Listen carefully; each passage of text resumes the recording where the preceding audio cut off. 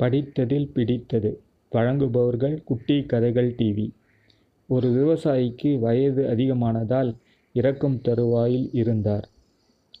தம் பிள்ளைகள் பொறுப்பில்லாமல் இருப்பதைப் பற்றி கவலையாக இருந்தார். ஒரு நாள் அவர் தம் பிள்ளைகளை அருகில் அழைத்தார். தன்னுடைய நிலங்களை அவர்களுக்கு பிரித்து கொடுத்தார். அது மட்டுமல்லாமல் அந்த நிலங்களில் ஓரிடத்தில் ஓரடி ஆழத்தில் புதையல் இருப்பதாக சொன்னார். அதை தேடி எடுத்தும் கொள்ளும்படியும் சொல்லிவிட்டு இறந்து போனார். பிள்ளைகள் மூவரும் தந்தைக்கு செய்ய வேண்டிய இறுதி காரியங்களை அனைத்தையும் செய்தார்கள். அதன் பின் அவர் குறிப்பிட்டிருந்த புதையலை எடுப்பதற்காக நிலத்தை தோண்ட ஆரம்பித்தார்கள்.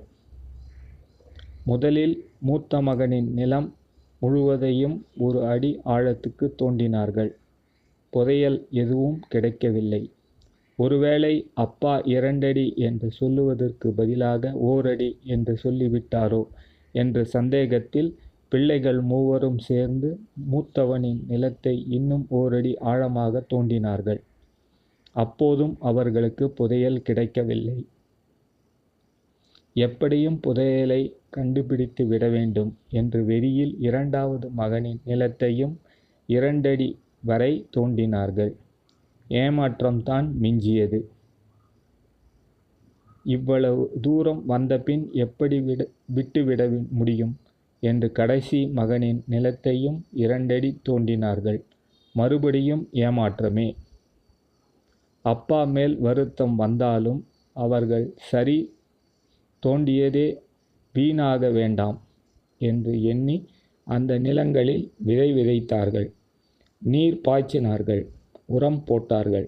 உழைப்பு வீண் போகுமா?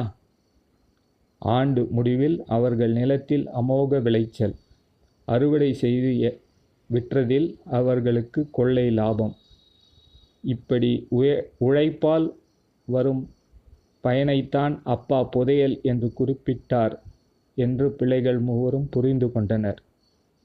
இந்த வீடியோ உங்களுக்கு பிடித்திருந்ததுன்னா லைக் பண்ணுங்கள், நம்ம சேனலை சப்ஸ்கிரைப் பண்ணுங்கள், உங்கள் பாசிட்டிவ் அண்ட் நெகட்டிவ் கமெண்ட்ஸை பதிவு பண்ணுங்கள், உங்கள் நண்பர்களுடன் ஷேர் பண்ணுங்கள். வணக்கம் நண்பர்களே, உங்களை அடுத்த வீடியோவில் பார்க்கலாம்.